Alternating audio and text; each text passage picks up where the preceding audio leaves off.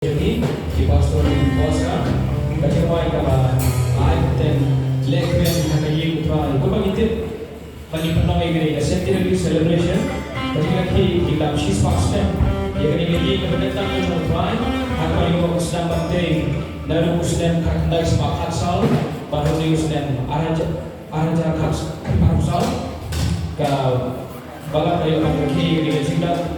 His past dan digitai di dia ko di chokdai rela ni kamalam pagyo dari ski ko tentang tentang dia bajing kebendi ke parwai di semai ko lekmen habi ko try dia yang hidup ketik ladan ko program bajong di asam ni sekarang pet itu program parwai perpur dia jungi dia semai masuk la parwai kan hisir asyik ngewai kamhai kan ski panalo